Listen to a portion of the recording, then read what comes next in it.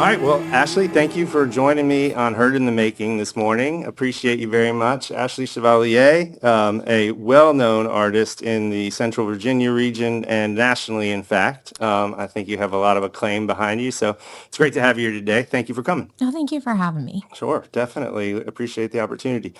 So we'll kind of just jump in if you don't mind, and maybe we'll start at the beginning a little bit. I like to kind of do that so that our audience can get a little bit more background about you and how you come to be the musician that you are today. But where does your story start, and how does it get you to, the blues empire that you're owning at this time, which I think is fantastic. And I love the discography. I've had a great time listening to all your music and learning all about you. So, give us a little bit of your background. Well, gosh, I got my first solo when I was 5. So I think that's a pretty telling statement because I've always been on stage and pretty comfortable with that. So I would sing in front of the whole school. And that continued on through all my elementary school. And I'll highlight, as I go through this, like just a few people who helped push me to that level. So Mrs. Gray was my music teacher at Crossroads Elementary School. And she pegged my voice and she pushed me through. And so I always performed there. And then we moved and I studied other instruments like cello. I was first year cello in like elementary school. And then Wow. I studied drums with Toby Fairchild in high school. And then my mother started taking me for operatic voice lessons with Sandy Wallace when I was in high school.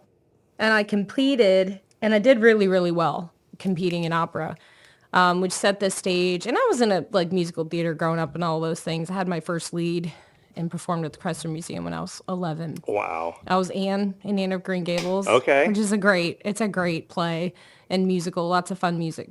And I think you'd still see it in Prince Edward Island. Like it's something that's Okay. still going on. Anyway, so full circle. Then I I graduated high school, was valedictorian, was thinking I was going to go the academic route, the business route, and then I, decided to study vocal performance at George Mason, got in, studied under Carla Ray Cook, who was a renowned Wagnerian mezzo-soprano. Wow. And then I studied under Rick Novak because she performed at the Washington Opera and all over the world. And GMU, George Mason, was a all Steinway school, and all their directors and heads were really talented, had a lot of great experience.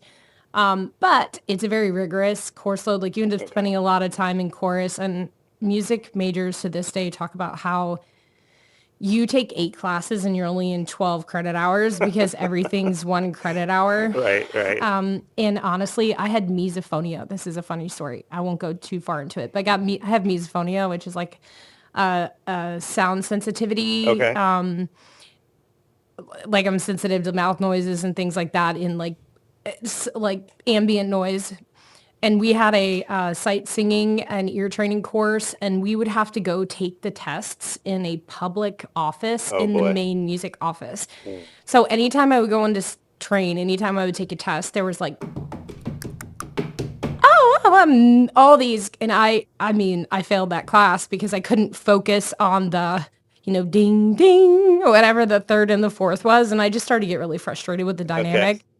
And so I dropped out and I started a rock band. Nice. And that's why I mentioned all that because I was like, I don't want to sing Mozart for the rest of my life. I had gotten a guitar when I was 11, self-taught, still self-taught. And I started writing songs at that age without any like real influence because I didn't listen to a lot of radio. Okay. And certainly didn't listen to the blues. I grew up in like old school country and bluegrass with my folks. And my dad liked, Def Leppard and stuff like that. And so I had the 1974 guitar rock album. Excellent. Ooga chaka. Oh Yeah. yeah. Yeah, that one. So that's the basics. So then, and then my first band, Stone Gauge, was a progressive rock band, heavily influenced by 90s grunge. Interesting. Yeah. All right. And that was in Fredericksburg. From I still, opera into prog rock. yeah. Okay. So Okay. that was like my first. I have pictures of it. Actually, I just found them the other day, and I sent them to an old bandmate. And I was like, dude, We might need one of those for this podcast. Yes. it's still on Facebook, and it had a Okay. MySpace. Anyway, that band broke up because I got divorced, and then I just went out on my own. So the blues found me. I really say that. I had learned my first blues song, the Give Me One Reason, on guitar Okay. through the bass line, listening to the Tracy Chapman album on my own old karaoke machine in my bedroom. Wow, what a great influence though, Tracy Chapman. To this day, Yeah. right? And so that album was one of my favorite. I still have those CD. Anyway, and so one night after when I had wandered into an open mic at the Loft before it was the Otter House. I don't know if Okay. you remember all of that, but on it wasn't William Street, Princess Anne Street, across from Hyperion, Yeah. it was the We used to Loft, play Santa Fe in that which was the block. Bourbon Room, Okay, okay, yeah, yeah. which I have also performed Yeah. with. Okay, before I was in, when I was in college, I roomed with Dorothea Cottrell, who is Windhand singer now, amazing folk artist. We actually performed, we went to high school together. So Okay. we performed at King George High School's graduation ceremony together. Wow. So we wrote a song and anyway, a sophomore year in college, and she was, very talented songwriter. And I played there. She opened for this band called Made Out of Babies. Oh, Do interesting name. All okay, right. a doom metal band, and Yeah. I like got on this on and like did one song and fell off the stage. I was so nervous, and It was yeah, a small stage. I mean, to be fair. it was a corner, Yeah, yeah, but I was on the stool, yeah. and I like got off. I was so nervous because I was in front of all of these people, like heavy metal people, and I was like. Do do do do, one of my little pops, I can't anyway. Yeah. And then we did another one of those kinds of things at Fatty J's. Remember Fatty J's? Yes. Which is now Yes. Spencer Devon. Yeah. Yeah, that went through a few iterations. So, but anyway, wandered into the Loft and Okay. played Give Me One Reason. And it went over really, really well. I just Great. played the acoustic bass line. And that was the beginning. So Wow. yeah. And then here I am. That's awesome. It's been quite a while. Well, so besides musically, your background, you also you're married, you're a mother. Yeah. You want to talk a little bit about your family, just because that's the personal side of things that we all like to share a little bit about. Oh, yeah. So I am not your like, I don't know.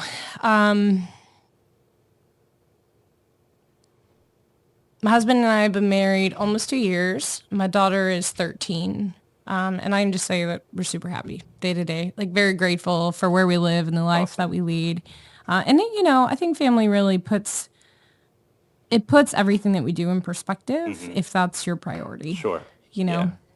So there's a lot of sacrifice in being a musician, and your family really needs to be on board with that. And we as musicians need to be communicating effectively. We talk about that a lot on this podcast, is like the amount of communication that goes into being, a parent, in addition to being a musician, and then prioritizing those activities, that family, comes first a lot of the time. And we try to make sure that we also are having engagement with, music.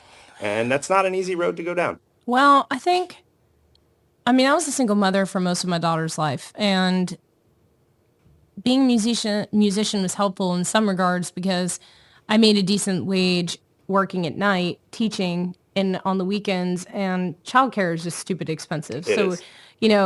trying to afford rent, and you pay two rents basically. So working in the evening and every other weekend or something like that, I was able to let her stay with my parents while I'd work, and I'd go be there during the day, and then she was Great. asleep when I was working, Yeah, right? that's When she was great. little. But as she got older, the needs changed, Hmm. so, and I homeschool her now, which is primarily out of Wonderful. efficiency. Well, and she's a really bright kid. There are a lot of things she likes to do, and Sure. she was in public school, and then it just didn't serve her needs very well. Not that public school is bad. This is just better for her. It's different. Yeah. We homeschooled four. Nope. Well, Oh, when I wow. say we, there's a plural in that, but I probably played less of a role than my wife specifically, from a day to day. But Yeah. she did an amazing job, and kids are all successful homeschooling. We just definitely support that, as an alternative. Yeah. So, Yeah. I think all children are different, and their needs are different. Their lifestyles are different. yeah. And it's been really great for her. So that takes more of my time.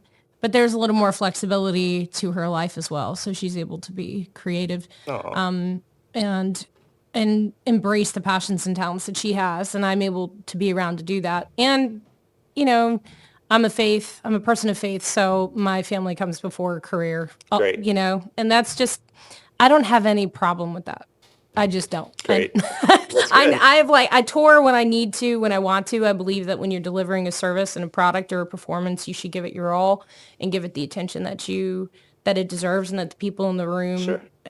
deserve, but we really aren't owed anything. So, my passion isn't, maybe you remember this, like coming out of the 90s era, there was this all or nothing, music is everything in your life. Oh, yeah. And it was so imbalanced because this was coming from addicted people, right? So For this sure. is like fueling a culture, and they're like, oh, you can make it, and Be on the road all the time. you can't be. No. They're all like, It's not healthy. yeah, they're killing themselves slowly, and some of them did pass, and it fed our narrative, Yeah. our generation's narrative, and it was a lie. A lot of it was a lie. And then when you get out and you're working in the music industry, you realize this is nothing. It's a job, and I get to I love what I do, and I have to rehearse and prepare for that. For But, sure. but at the end of the day, when people may not agree with me on this, but I'll stand by it. When I'm on my deathbed, there will be only a few people where I am really worried about whether or not I did my best for them beyond God and Christ, Sure. and whether I was there for them. And I love that a song can change someone's life. I Amen. love that. Yeah. But thousands of people in arena stages are not going to mourn you the way that your kids and your family will. And you're not going to wish you did more. You just can't. Your capacity True. isn't present, Yeah. I mean, I'm not talking about people who have a whole lot of money and need to give back. I'm talking about like just person to person, interpersonal relationship. Right. And when that hits you, when you have kids, that hits you in a different level. It does. And you're like, I think music is often driven by like something to prove. Music was never about that for me. Okay. It was never about something to prove. It was really something I genuinely enjoyed, wrote songs for the people, the community. It was a community when I felt I had none. And it's a language that everyone understands. Yeah. Love isn't the international language. Music is a language. Love is like That's a great way how to we put it. communicate, Yeah, for sure. So that's where I kind of place it, and you can only give what makes sense to your heart in it. So I think that's a constant musician struggle, is finding the balance It is. Yep. in it because of this, like, you have to be obsessed and and I'm like, you don't. It's okay. Yeah. Like, it's a part of your life. It doesn't have to be your whole life, so. But you've toured pretty successfully, I and have. for years.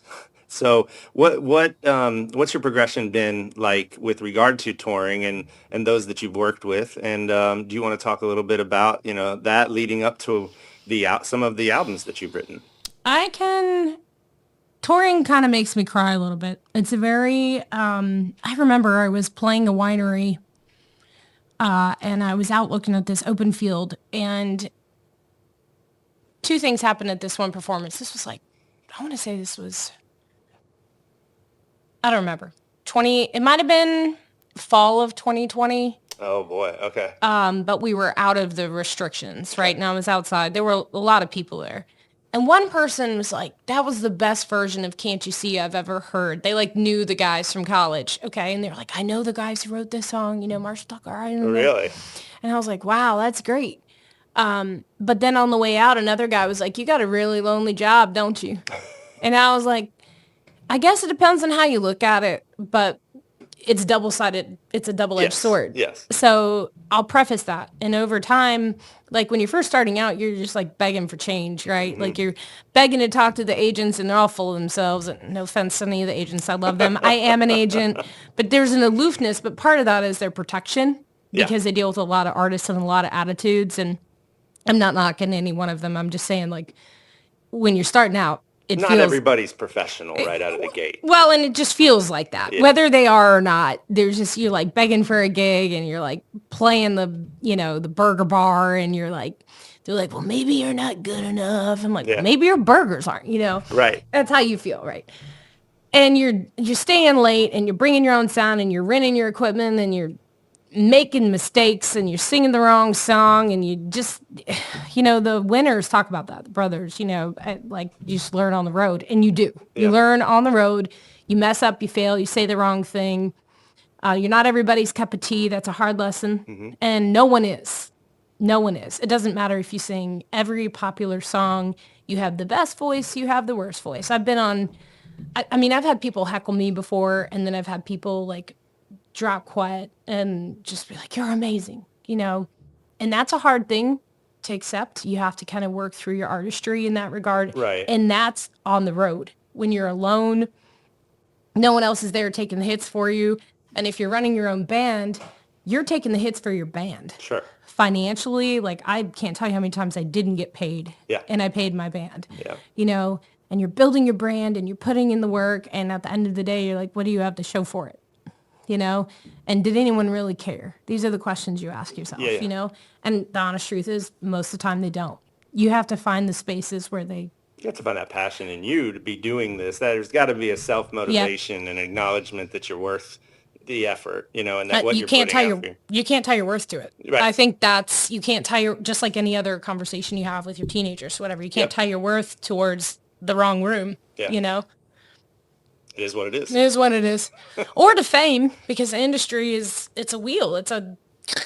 They put you in the meat churner and they churn you right out. And it's much more different in this decade that we're in right now with social media and with the cost of tickets, the cost of just going out in general. And I think, musicians on, say, not necessarily the arena tours, they're having a hard time trying to be able to draw from social media. I think that's something we've talked about before, is like to get that to translate social media success, which is fantastic. And you have a lot of it, to get it to translate to people coming out to a show, whether it's geographic demographics that kind of limit, people and their knowledge. It is hard. It's hard in this day and age to get rooms to fill unless those rooms have an intentionality to them. Well, and this is a constant struggle in general, just in the economy and in culture.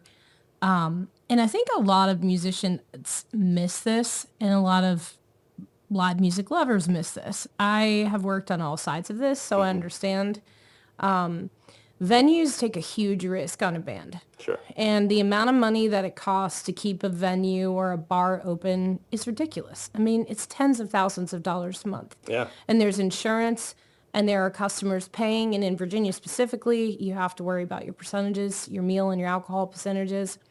And you've got staff, and you've got utilities and operations and taxes. And musicians are coming in and they're demanding their cut, Hmm. which they should get something for their performance.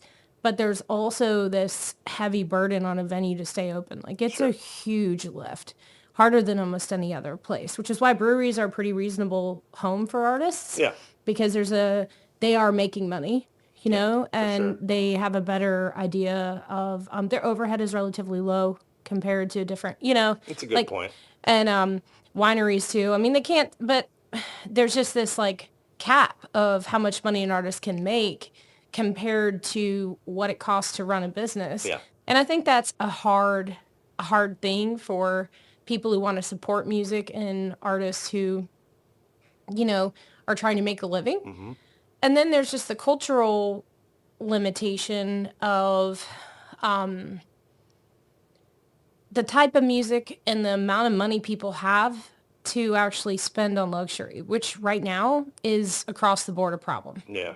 That I think we're seeing it, we feel it more acutely in our industry, but the reality is that discretionary income is maxed. It's like taxed right now. Sure. Like there's not a lot of it. Yeah. It's a And good so, point. and so it's hard when you've got huge corporate backed things that are able to do, like, let's say a Top Golf, right? Like you've got a Top Golf and they're able to run a sale, and four people come in there and they'll spend $20 and then they spend $50 on drinks. And that venue, because of the way their pricing is and the advertising that they're able to acquire and their integrated systems and their tourist relationships and their city relationships, are able to stay open. But, smaller mom and pop businesses and musicians, independent working musicians, it's a lot harder. Yeah, definitely. Let's talk more about your playing music. So, I mean, we're going to talk about a new album that you have coming out, and we'll get to that. But talking about some of your time with, you talked about Toby Fairchild, Percy Burt, and Linwood Taylor, some names that I wrote down. But just what do those stories look like, and how do those fit into your career trajectory? You know, people are my why, and your band is, if they're not a part of your why, then I don't think you're running a good business. It's easy. Let me say this. I see a lot of artists who will just be like, it's all about me. It's all about me. Hmm. And it doesn't work. Even you see Dave Matthews and famous people like this putting back into their bands in different ways. And, I mean, it might work for them. I don't know, but I'm saying for me, it wouldn't work. These people have been intrinsic to my professional development and understanding smart and wise decisions when I was making stupid ones, where to cut my losses. And if you don't listen to the people who've been there, done that, Hmm. then you're going to, like, why are you trying to reinvent the wheel? There is no new wheel. I think that's so. Toby's a really good friend of mine. He taught me drums when I was 14, and then Wow. I met him for a very short time, and I didn't even realize it. And then I met him at the Loft. He was doing a jazz night, Okay. and then over time, I was like 24 or something. Over time, like you're working, you're gigging, you're able to hire quality players, and that's what I did. And That's we awesome. we built a friendship, and he teaches my daughter drums now. That's so cool. It's cool and I've played with several of his students Okay. on the road, so it's all full circle. It's really Wow. neat. Linwood is someone that I have an immense respect for. He's got some incredible stories. I met him opening for Devin Allman, who now is his first TV series, which is super cool. Wow. Yeah, yeah. I've opened for Devin a few times and interviewed him, and a few times. Incredible, incredible talent. And so Linwood is more of a distant professional colleague Hmm. who I've just learned from and shared the stage with, and honored to share the stage with. Ron Holloway has been a dear, sweet friend of mine, always great for a laugh, and just an overall wonderful person. And you carry these people with you. Hmm. And I think that's maybe different from when you walk into a corporate setting. Like occasionally you'll make a friend, Sure. and you might keep up with them. But in the music industry, though, unless you burn that bridge, those relationships pretty much stay, Yeah. and they're in your heart because There's chemistry to music that just bonds people right away. I and mean, you're, that's what we do. yeah, and you're sharing a passion and a purpose. Everybody's got their own reason for being there, Yeah. but I've worked with various guitar players, Bruce Middle and Tumble You, John Wiley, Jeff During, and it's been interesting because I've watched them all grow into like have their own like very strong solo professional careers Sure. that weren't necessarily. I have no reason for why they're successful now. It's just been interesting, like while they performed with me while they were on that journey, and it's kind of cool to see that happen Yeah. That's to got to be artists. rewarding as I well. I mean, I'm a always cheer people on person, Yeah. so I just love seeing people do the work and get the gravy. I guess I think it's cool, That's cool. and they're special people. They all have their own stories, and it's just cool. And it's a lot of talent. I will say though that not having a consistent band sound has kicked me in the Mm. butt more than one time. Like I've had some people love it in the jam scene, and some Hmm. people are disappointed because they're not getting what they hear on the album. Yeah. And it matters when you're at a higher level of touring. For sure. Yeah. So I have run into that a little bit, but again, it's a balance of what you can and the people around you and what you can achieve. I mean, I'm not trying to have a limiting belief about it. It's just it takes a lot of money to make money on the road. Yeah. Oh, definitely, definitely. But you talked about kind of the making of your music, though, and several of these folks have also played on your albums, right? Not Yep, just toured with you. correct. Do you want to talk about your first album and how you come to that album and that the sensibility to it? Because that's your big segue into blues as far as a recording artist, correct? Yeah, I guess so, except I got some flack because it wasn't a real blues album. I would Okay. say my upcoming album is more bluesy than anything I've recorded Okay. in the past. So my first album, From the Souls, was actually a finalist for Folk Album of the Year in the Whammies before the musicianship took it over.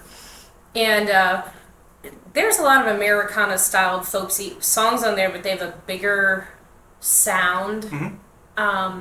Or there's a blues song in there that runs on.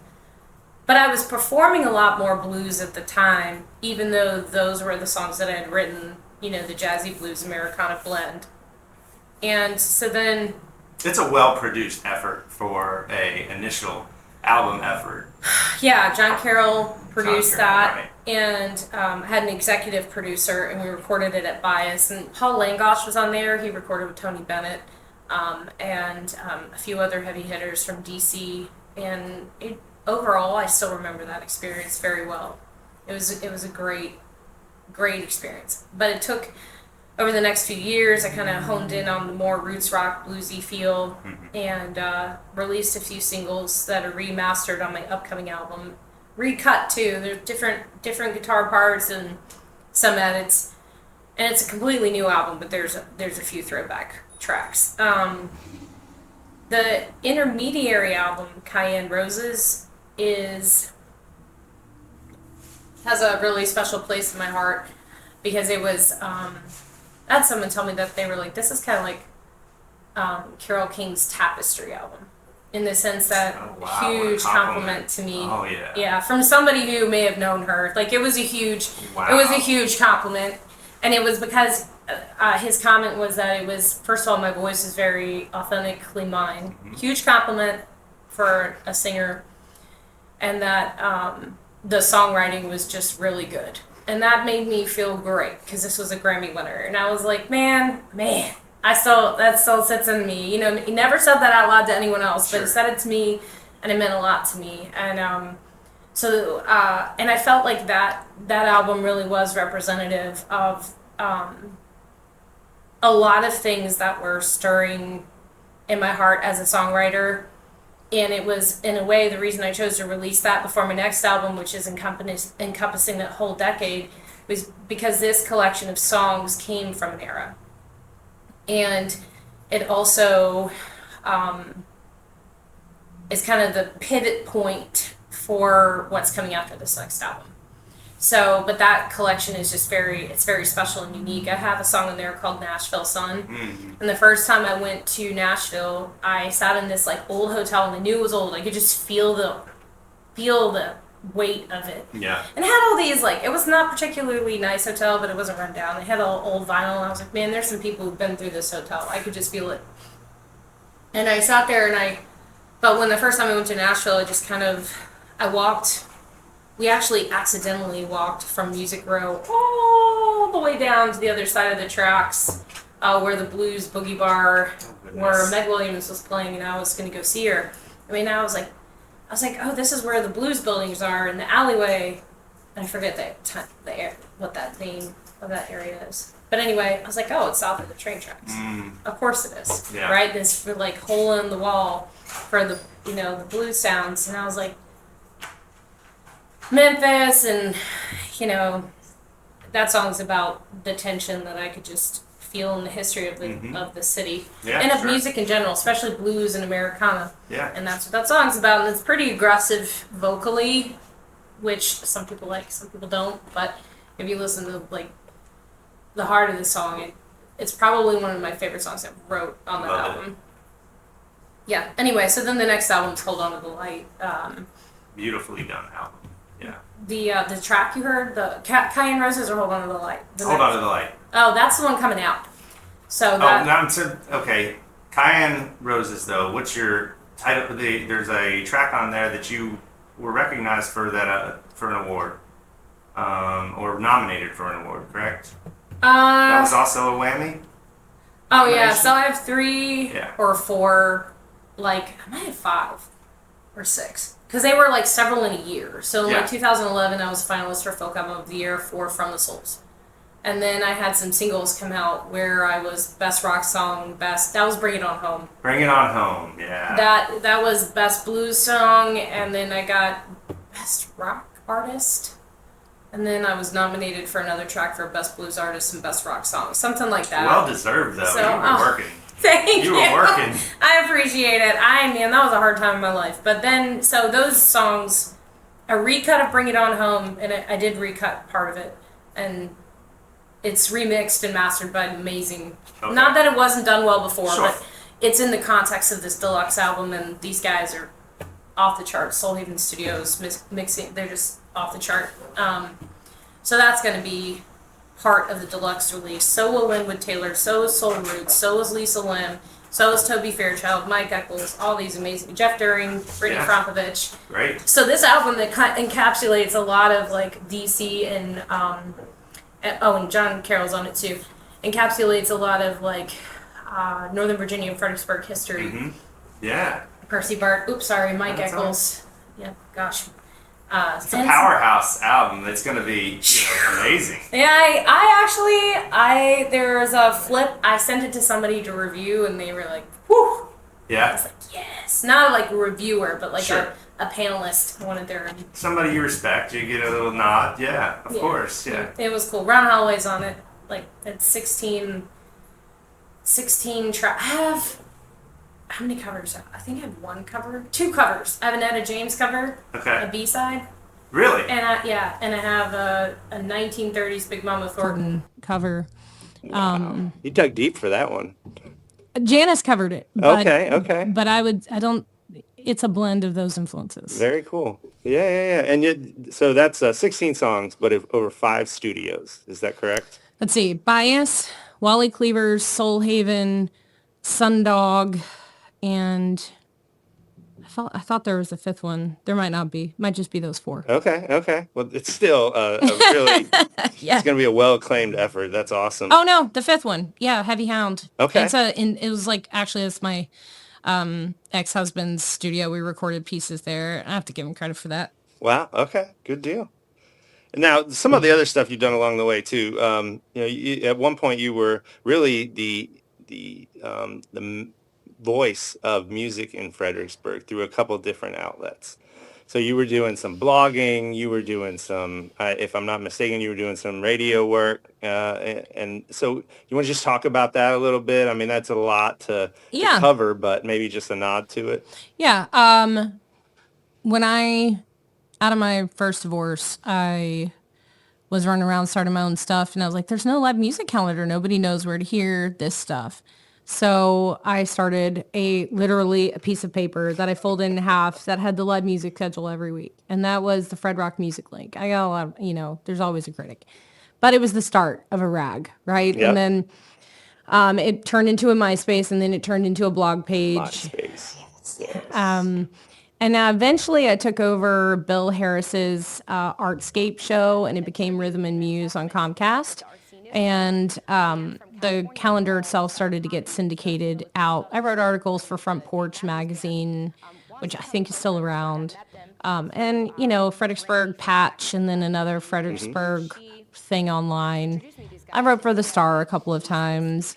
And through that, I ended up working backstage at Celebrate Virginia Live, which is something else now, I think. And then I ended up working with, Fredericksburg Live, and, Seth Katsana started his Work magazine. Yeah. And it was a big collaborative movement. And it was good. It was good. It was a time. You mentioned Seth, but LB Brass, we just have to give a little nod to the effort that went into performing as that. And Seth was the driving factor behind that project. And Seth is now running Reclaim Arcade amongst other projects, but bigwig booking. So we'd like to give a shout out to that as well. We talked a little bit about kind of the way that you develop music, but really, what is your songwriting, style, if you will? Is it kind of come naturally to you? You just get a inspiration and you begin to write, or you're playing in the guitar and you just then find a riff and you start there? Most of my songs are written in 20 to 30 minutes. Okay. Sometimes an hour.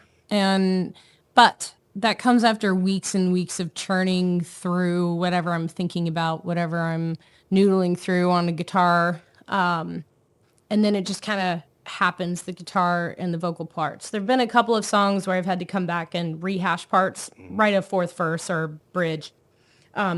But for the most part, it all gels very far apart. It's very rare that I would write a song and 5 songs together. Mm-hmm. I might write a song and then have another idea and revisit that over and over again until I come back to it. But for the most part, what you hear on an album is something that came all at one time through whatever Okay. this side process I have is. Yeah. And it's very emotionally driven. I feel like my songs are gifts, like spiritual gifts for me personally. And that doesn't mean they're a gift for anyone else, but they feel like that for me. Sure. And it's that kind of experience. When I write, I am like, I have to write right now.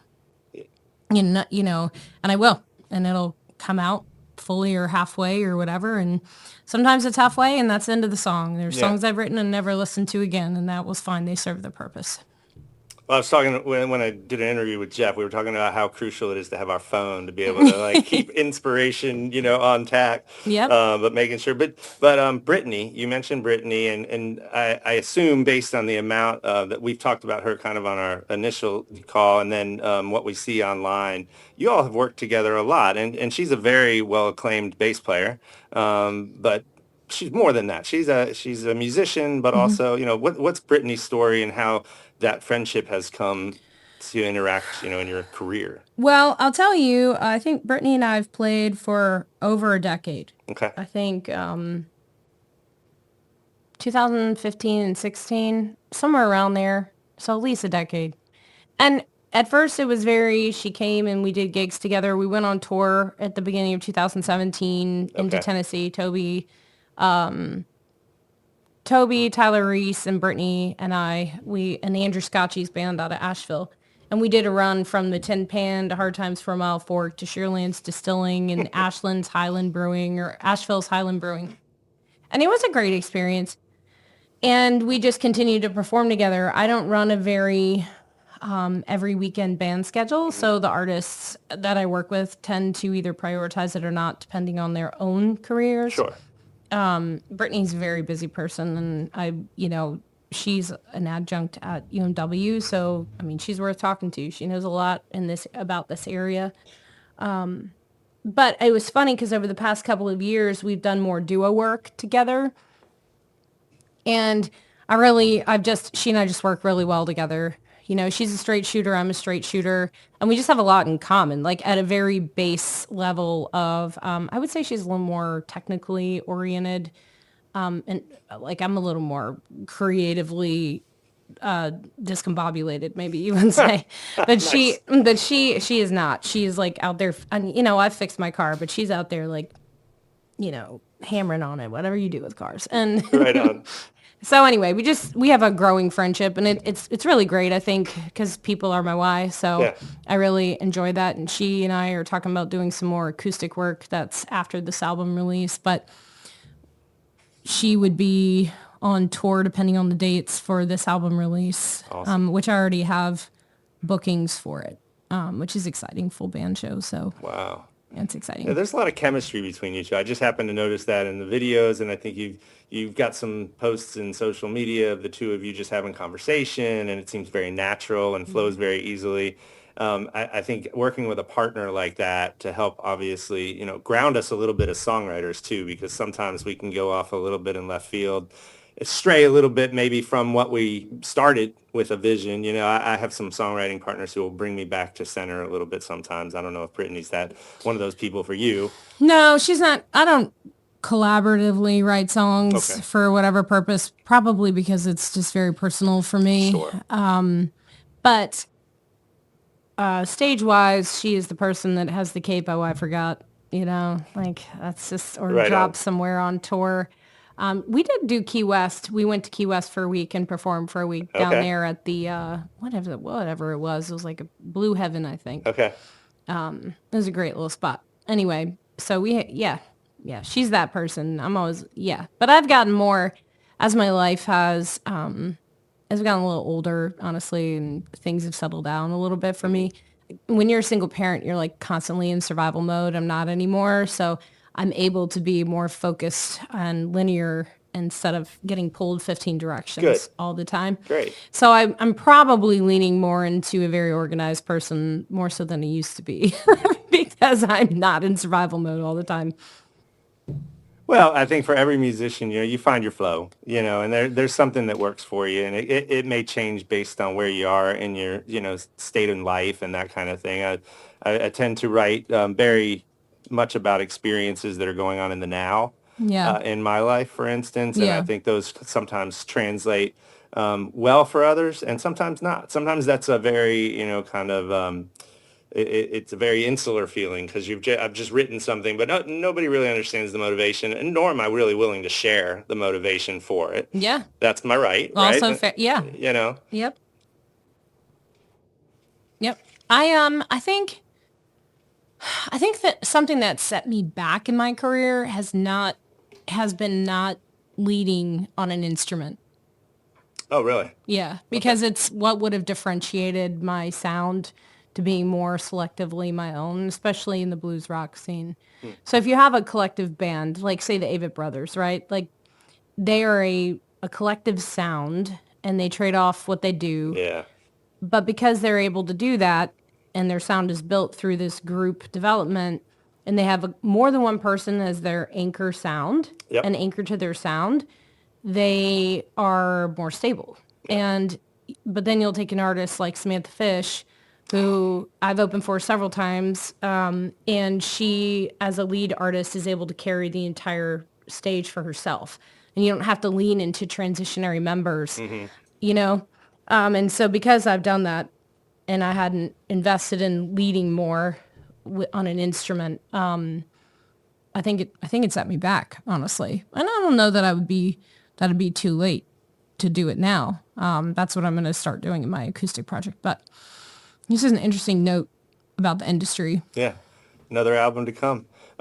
You mentioned Samantha, but Karen Jonas, another, kind of native of the region, Hmm. and you have worked with her, have a relationship at least with her. I think there was some mention that, whether you had played with her or it's another.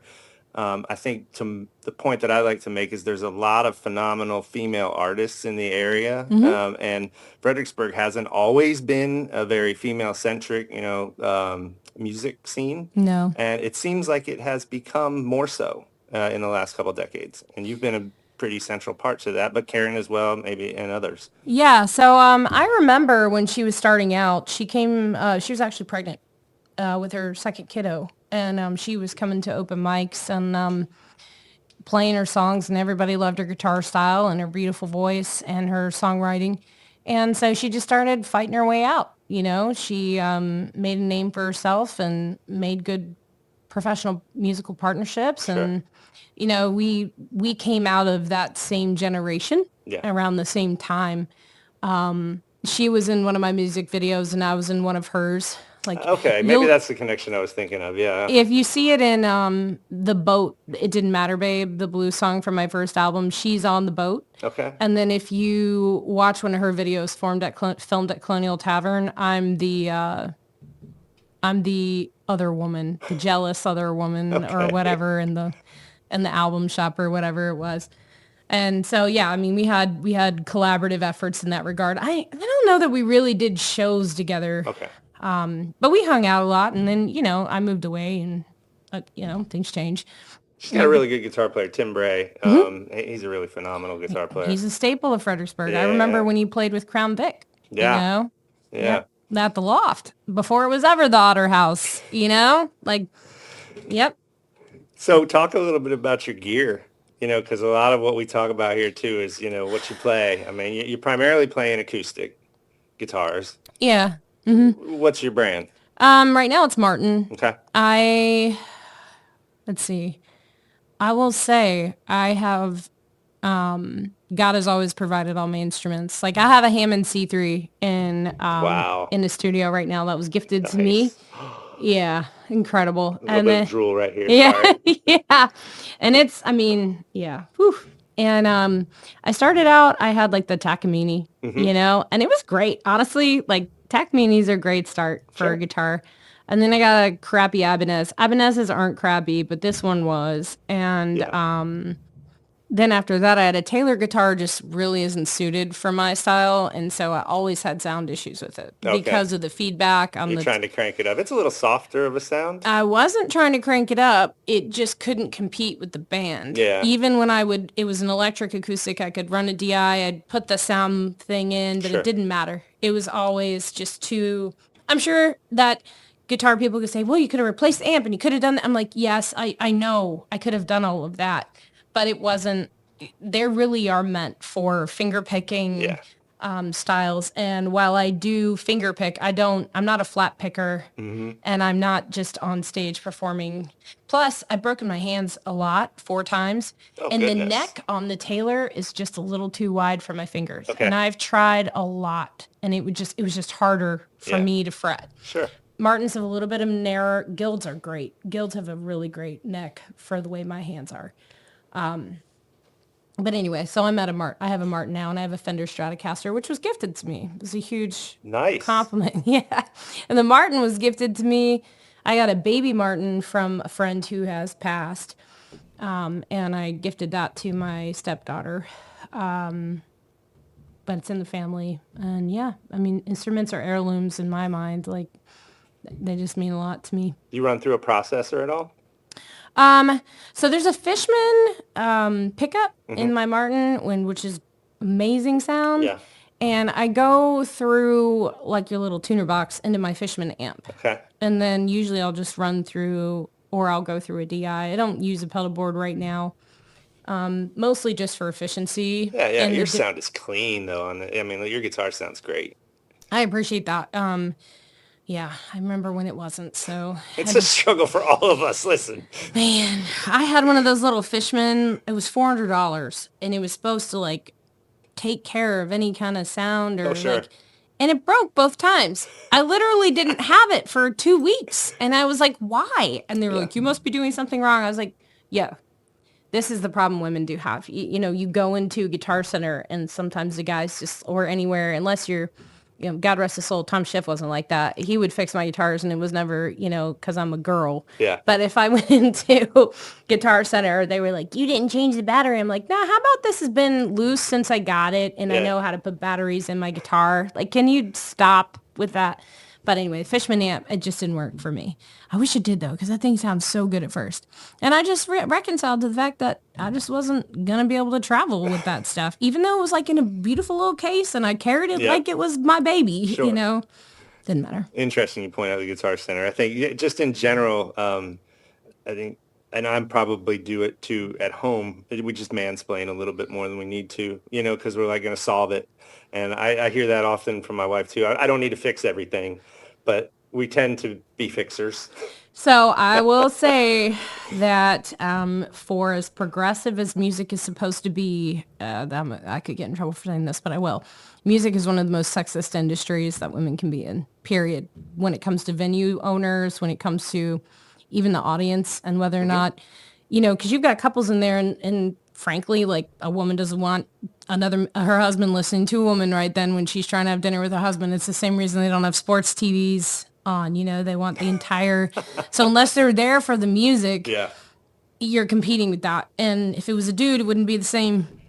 It's an interesting point. I mean, and it's valid. I think as long as I've been around doing music, I have seen, in your instance, mentioning clubs and the way that they, will treat men versus females, males and females. Just the fact that, There's a huge, and it's kind of like, I don't want to say there's a glass ceiling.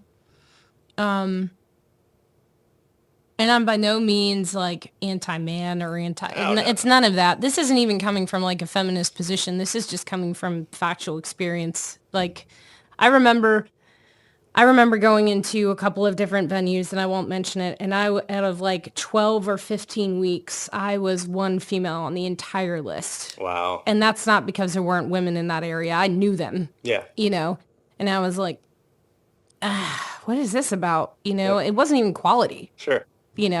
Or style or cover songs, because I one booked in the region, and two knew almost everyone on the list and the people they weren't booking. Yeah. And I was like, why is this the case? Interesting. But you can't, I'm not trying to make a mountain out of a molehill in that capacity. I think also though, I don't want to talk about like personal sacrifice, but I think sometimes women feel the need to do different things to survive the industry that, maybe they shouldn't have to do, that men don't really need to think about. Sure. Yeah. I guess that's a very valid point. Now, focusing on kind of your music, and again, you have a 16 song compilation coming up, Yep. and remixed, re-envisioned some songs on there. Let's hmm talk about that. Okay, so the album's called Hold On to the Light. It'll be out in October.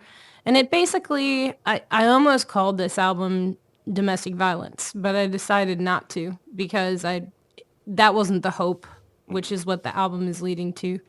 But it is a chronicle of my story through that time period and the evaluation of the violence that we all experience in a global capacity. So there's a single I'd released called Burnin' Down that's on this album that's remixed and mastered and with some different things on it. And that's really about just struggling in the current environment.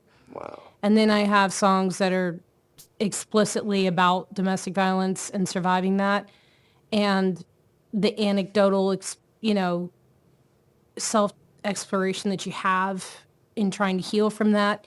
So it starts out in the very beginning, like the first song's Pay the Man, which is a very, I wrote that song when I worked outside. I was doing landscaping. I'd been doing it for about 8.5 years.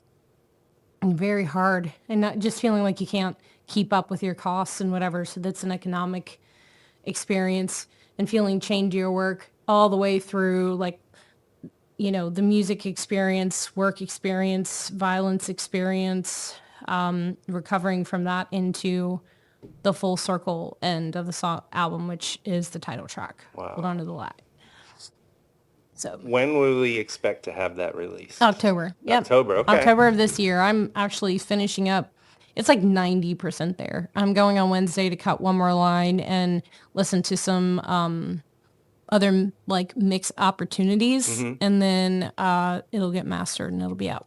Yeah, Nice. I'm excited. It's been a long time in the making. Very good. Congratulations. Thank you. So outside of music, though, you started to engage in a different Oh, hobby of sorry. sorts, Oh yeah, yeah. and you've got the calluses to show it. I appreciate you mentioning this because it is kind of like one of the things that keeps me sane. A lot of people are like music keeps me sane. I'm like, yeah, until you're in the business, and then Yeah, you yeah. need something else to keep you sane. This is amazing. And so I'm a powerlifting, and I started in CrossFit, and now I've got my first meet coming up in December. So I'm excited about it. Masters powerlifter. Wow, that's so cool. I'm Good for you. excited. Good for you.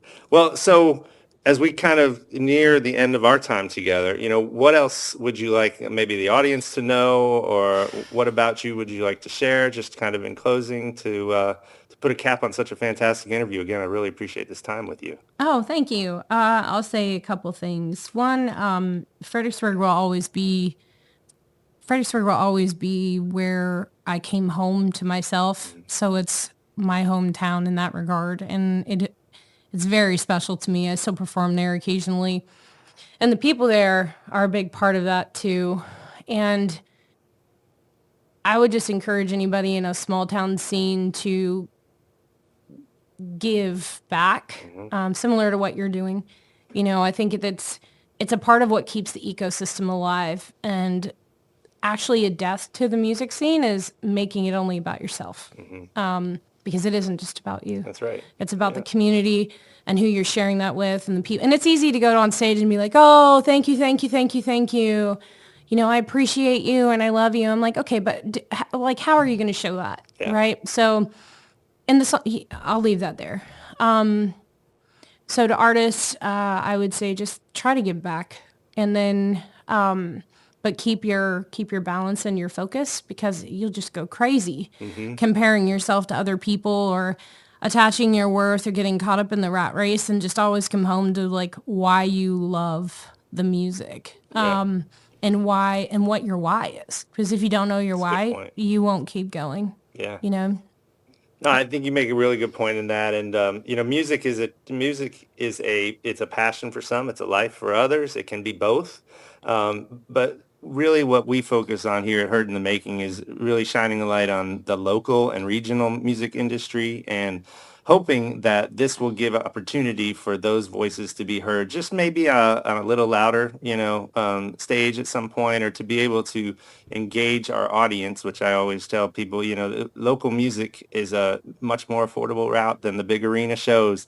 You can go to 2 or 3 a week. You can see them right down the street from your house, and Well, and just remember that there would be no big arena yeah, without the smaller ones. start small. Not even that. You're playing a huge part of the ecosystem. Yeah. I don't think people think about that. So, if you're doing this, playing here, Hmm. or you're playing here, or you're playing here, those larger artists have nowhere if you're not doing that. That's right. Yeah. So sometimes we don't, it would be great to be like, oh yeah, I won a Grammy. But at the end of the day, like, you're still an essential part of this wheel, Yeah. Yeah, and you got to enjoy what you're doing, and so it sounds like you really enjoy what you're doing. I You're getting do. satisfaction out of it. Yeah. You're meeting fantastic people and working with them. I am very blessed to have you here today, Ashley. Thank you very much, Ashley Chevalier. And thank you for spending time with us here on Heard in the Making. Thanks for having me, and thanks for doing what you're doing. Yes, ma'am. There's only one